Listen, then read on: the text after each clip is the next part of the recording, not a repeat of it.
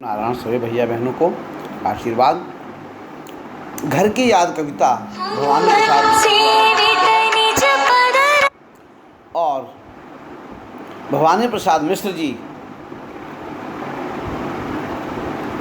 स्वतंत्रता आंदोलन में महात्मा गांधी जी के साथ तन मन से समर्पित थे, निष्ठापूर्वक समर्पित थे। सन 1942 भारत छोड़ो आंदोलन के दौरान वे महात्मा गांधी जी के इस आंदोलन के तहत जेल चले गए थे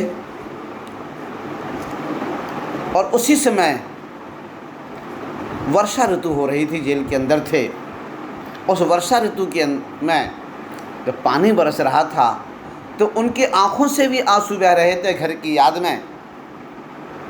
तो कवि की कलम चल पड़ी और उसने अपने परिवार का पूरा दृश्य इस कविता के अंदर वर्णित किया है, क्योंकि उसकी आंखों के सामने उसका घर का एक एक दृश्य गूंज रहा था, दिखाई दे रहा था, तैर रहा था। इसलिए उसकी कलम उसके एक एक छंद में उसके परिवार का पूरा दृश्य, इस पूरी कविता में उसके परिवार का पूरा दृश्य है। भाई कितने हैं, बहनें कितनी हैं, माता का कैसा स्वभाव है, पिता का कैसा स्वभाव है, और मेरे वियोग में मेरे घर की क्या स्थिति हो रही होगी, यह सब कवि ने इस पूरी कविता में वर्णित किया है। चलिए हम पढ़ते हैं इस कविता को। आज पानी गिर रहा है, बहुत पानी गिर रहा है, रात भर गिरता रहा है, प्राण मन घिरता रहा है। आज पानी, कवि कह रहा है कि वर्षा ऋतु है, सुहानी वर्षा ऋतु है और आज घनघोर पानी बरस रहा है। और ऐसा ही नहीं कि अभी गिर रहा है, ये बहुत पानी गिरा है और रात भर पानी गिरता रहा है।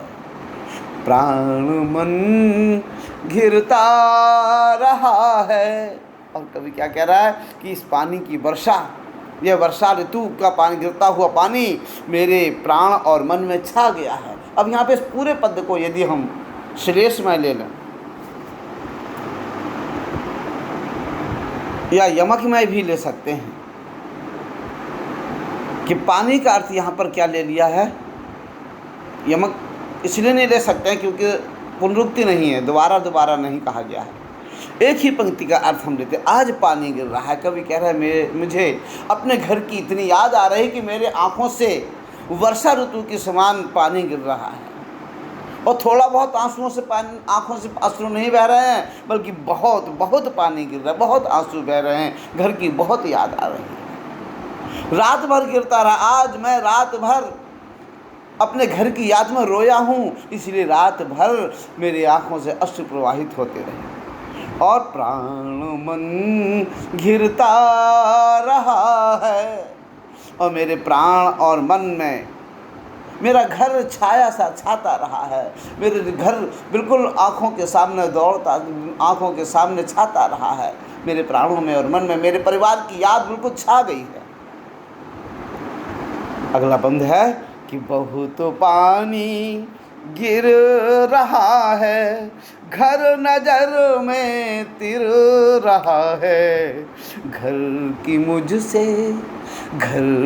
मुझसे दूर है जो, घर खुशी से पूर है जो, घर की मुझसे दूर है जो, घर खुशी का पूर है जो, बहुत पानी, फिर इसी बात को दोहराता है कि आज बहुत पानी गिर रहा है, घर नज़र में तिर रहा है। यहाँ इसमें श्लेष अलंकार का ही प्रयोग मान लेंगे कि वर्षा ऋतु के कारण बहुत पानी बरस रहा है और उस पानी बरसते हुए पानी की धार में मेरा घर ऐसा लग रहा है जैसे धार में पानी की, इस बरसते हुए पानी की धार में मेरा घर तैरता हुआ सा मुझे सामने दिखाई दे रहा है। उस श्रेष्ठ अर्थ लेंगे तो कवि कहना चाहते हैं कि मेरी आंखों से इतना अश्रु प्रभावित हो रहा है, ऐसा लग रहा है, और उस अश्रुधारा के साथ साथ उस इतना जल, अश्रुओं से धारा, इतनी पानी की जल की धारा बही है, आँखों से इतनी अश्रुधारा बही है कि मेरा घर उस धारा के ऊपर तैरता हुआ सा नज़र आ रहा है, अर्थात मेरे घर का एक एक कोना मेरी आंखों में छाया हुआ सा दिखाई दे रहा है। और घर कैसा है? घर की मुझसे दूर है जो, वह घर जो मुझसे इस समय बहुत दूर है, अर्थात मैं घर से इस समय बहुत दूर पड़ा हुआ हूँ, जेल में पड़ा हुआ हूँ। और घर कैसा है? घर खुशी का पूर है जो, वह घर मेरा जो मुझसे दूर है इस समय, वह खुशियों से भरा पूरा है। वहाँ कहीं दुख नहीं है, वहाँ कहीं दीनता नहीं है, वहाँ कहीं हीनता नहीं है, वहाँ क्लेश नहीं है, वहाँ आपस में एक दूसरे के प्रति वैर भाव नहीं है, द्वेष भाव नहीं है, अर्थात खुशियाँ हैं। खुशी कब होती है? जब आपस में परिवार के एक एक सदस्य में प्रेम होता है, एक एक सदस्य के प्रति समर्पण होता है। तो कभी कहना चाहता है कि मेरा घर खुशी का पूर है, अर्थात खुशियों से भरपूर भरा पूरा है, अर्थात मेरे घर में सब एक दूसरे से प्रेम करते हैं। अब वो बता रहा है क्यों, कैसे करते हैं कि घर में 4 भाई, मायके में बहिन आई बाप के घर, हाय रे परिताप के घर की घर में 4 भाई। वह कह रहा है कभी कि मेरा घर जिसमें मुझे छोड़कर मेरे 4 भाई हैं, अर्थात हम 5 भाई हैं, मुझे मिलाकर 5 भाई हैं। वह घर जिसमें मेरे 4 भाई हैं और मायके से, सावन का महीना है, मायके से मेरी बहनें भी ससुराल से मेरी बहनें मायके में आई हुई हैं, और बहन आई बाप के घर, वह बहन अपने पिताजी के घर आई हुई है। और कैसे? हाय रे परिताप के घर। अभी देखिए ऊपर कहा गया घर कि खुशी का पूर है जो, मेरा घर खुशियों से भरा पूरा है, और यहाँ क्या कहा गया? हाय रे परिताप के घर, जो मेरी बहनें अपने पिता के यहाँ आई हुई हैं, अपने बाप के घर आई हुई हैं, हाय रे परिताप के घर, अर्थात कष्ट के घर आई हुई हैं। कष्ट क्या है? जहाँ भरपूर, वहाँ पर विरोधाभास बात हो रही है कि जहाँ ऊपर लिखा हुआ है घर कि खुशी का पूर है जो घर मेरा खुशियों से भरा पूरा है, और यहाँ कहा हाय रे परिताप के घर बहनें आई हैं, कष्ट के घर आई हैं, मतलब मेरे वियोग के कारण, मेरे घर न रहने के कारण मेरे घर में सभी दुखी हैं, सबके आँखों से अश्रु प्रवाहित हो रहा होगा। इसलिए इस समय वह मेरा घर मेरे वियोग के कारण, मेरे न होने के कारण परिताप का हो गया है, कष्ट का हो गया है, क्योंकि सबको मेरे ना होने का कष्ट होगा, और मेरी बहनें भी जो आई हुई हैं उनको भी मेरे ना होने का कष्ट निश्चित हुआ होगा। मुझे घर में ना पाकर उन बहनों को भी कष्ट हुआ होगा। घर में सब जुड़े हैं, सब की इतने कब जुड़े हैं, 4 भाई 4 बहिनें, भुजा भाई प्यार बहिनें, घर में सब जुड़े हैं। कभी कह रहा है वह मेरा घर जहाँ आज पूरा परिवार एक साथ जुड़ा हुआ है। कौन कौन जुड़े हुए हैं? सब की इतने कब जुड़े हैं। और जब बहनों का विवाह हो जाता है तो आवश्यक नहीं कि हर सावन में सभी बहनें एक साथ आ जाएं, लेकिन आज मेरे ना होने का जब पता चला होगा कि मेरा एक भाई जेल गया हुआ है, तो इसलिए विशेष तरह से सभी बहनें आई हुई हैं। सब की इतने कब जुड़े हैं, अरे सब जुड़े हुए हैं, इतने तो कभी नहीं जुड़े हैं। 4 भाई 4 बहिनें, 4 भाई हैं मेरे वहाँ पर, और 4 बहनें हैं आई हुई हैं मायके से। अब परिभाषा देखो, भाई की परिभाषा क्या है। आज भले ही ये परिभाषा न रह गई हो, लेकिन भाई की परिभाषा यही है कि भुजा भाई प्यार बहनें। भाई भुजा के समान हैं। भुजा क्या है? आपके ऊपर कोई भी संकट आता है तो हाथ पहले आपकी रक्षा करने के लिए आगे बढ़ जाता है।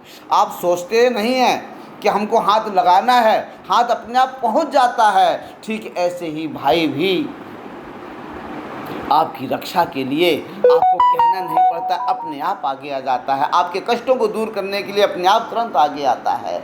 भाई भुजा, भुजा भाई, भुजा भाई के समान होता है। भुजा भाई प्यार बहनें, और बहनें क्या हैं? वो प्यार की देवियाँ हैं जो अपने भाइयों पर कि एक कष्ट को सुनकर दौड़ी चली जाती हैं और घर पर रहकर भी भाई की हर कार्य को करने के लिए सक्षम रही हैं। हर कार्य को करने के लिए आगे आगे दौड़ती है कि मेरे भाई को कष्ट ना हो जाए। तो परिभाषा दी है, परिवार के भाइयों की परिभाषा दी है कि भुजा भाई प्यार बहनें। भाई जो मेरे 4 भाई हैं वो मेरी भुजाओं के समान हैं। वो मेरी जो 4 बहनें हैं वो प्यार की देवियां हैं, प्रेम की देवियां हैं जो अपने भाइयों से अटूट प्रेम करती हैं, प्यार करती हैं। और माँ, अब देखिए माँ का वर्णन है। और माँ बिन पढ़ी मेरी दुख में वह गढ़ी मेरी, माँ की जिसकी गोद में सिर रख लिया तो दुख नहीं फिर।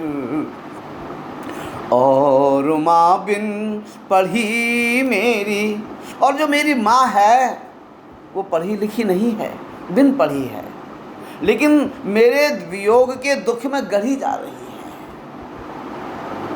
मेरे वियोग के दुख में वह बिल्कुल गढ़ सी गई है, अर्थात उसे मेरे वियोग का दुख है।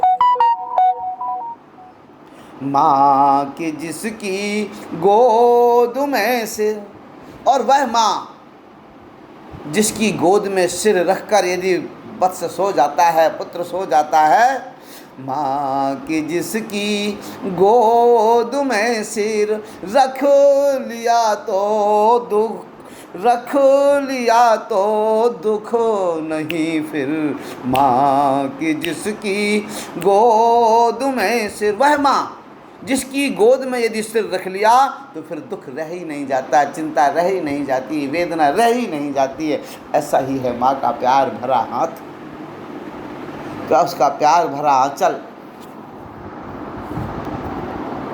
माँ की जिसकी गोद में सिर रख लिया तो दुख, फिर रख लिया तो दुख नहीं फिर। माँ की जिसकी गोद में सिर, कभी कह रहा है कि माँ, मेरी माँ कैसी है जो पढ़ी लिखी नहीं है, बिना पढ़ी लिखी है, लेकिन मेरे वियोग के दुख पर गढ़ सी गई है। और वह माँ जिसकी गोद में यदि सिर रख के सो गया पुत्र तो दुख रह ही नहीं जाता है से, अर्थात वह कभी दुख, माँ के आंचल में दुख रह ही नहीं जाता है।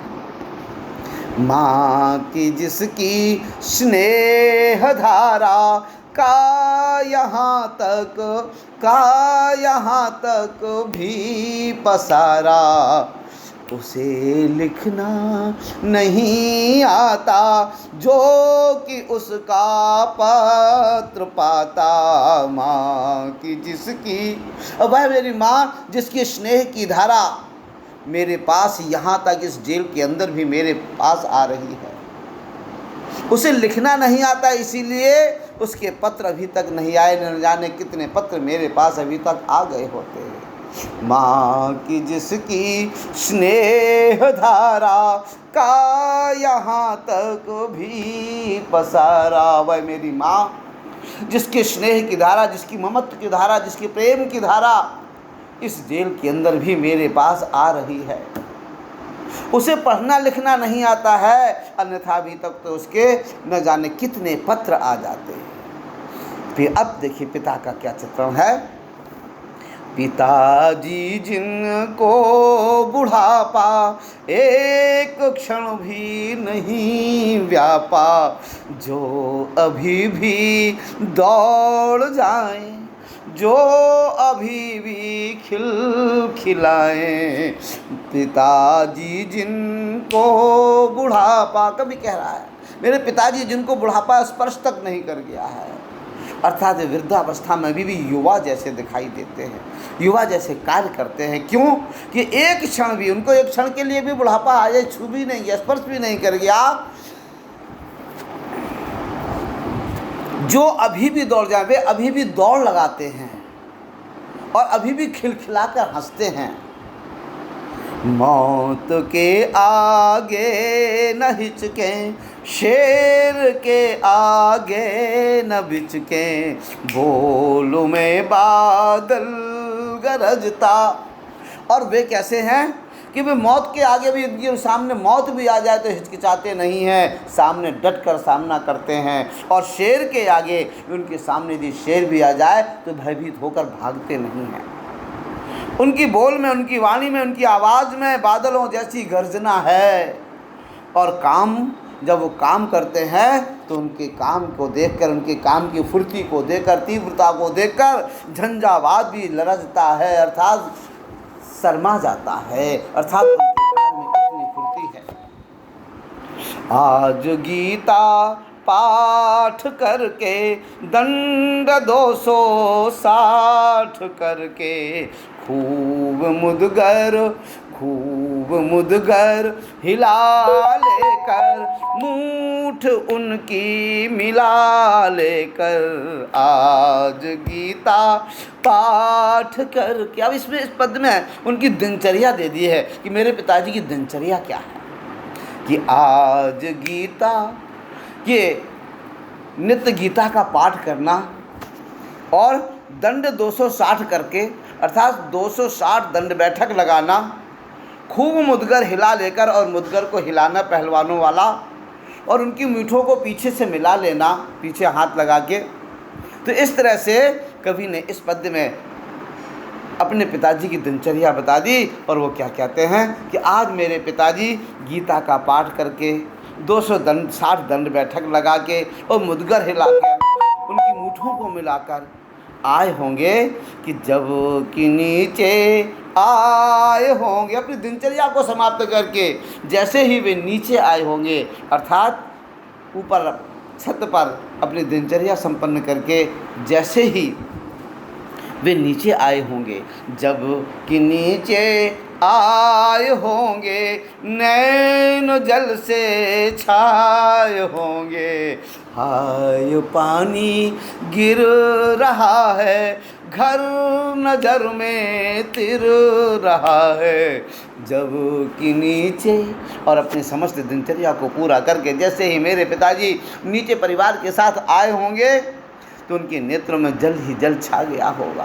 फिर उसी पंक्ति को दोहराता है कभी कि हाय पानी गिर रहा है, वर्षा ऋतु का पानी गिर रहा है, घर नज़र में तिर रहा है, और मेरे आँखों में, मेरी नज़रों में मेरा घर पूरा तैरता हुआ सा दिखाई दे रहा है। फिर यहाँ पर विश्लेष अलंकार लेंगे ऊपर की पंक्तियों को जोड़ते हुए कि जब कि नीचे आए होंगे, नैन जल से छाए।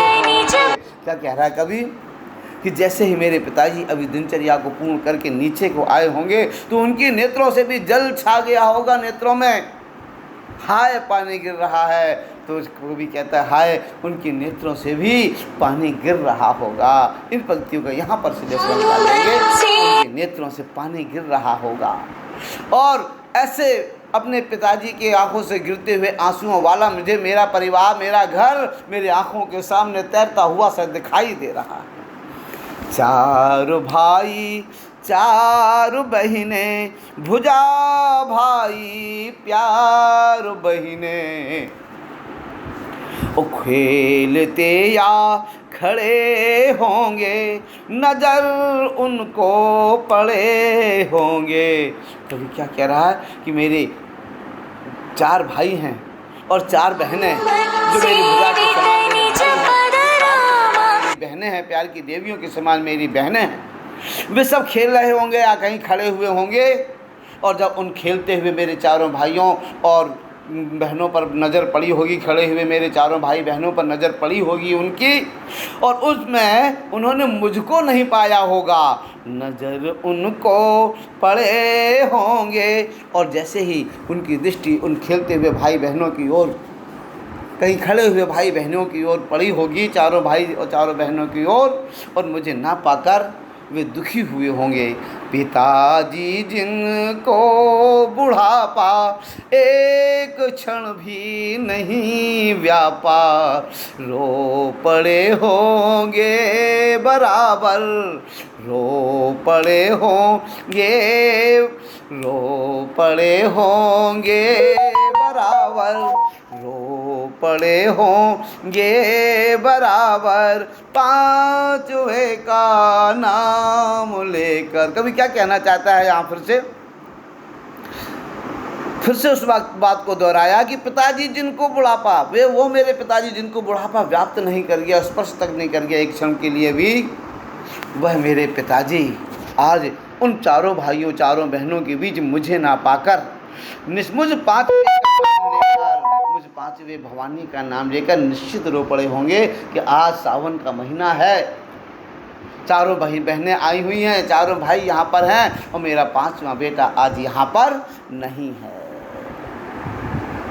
इस तरह से कविता के कुछ अंश आपको मैंने अभी पढ़ाए, शेष अंश कल पढ़ाऊँगा। हरि ओम नमो नारायण, हरि ओम नमो नारायण।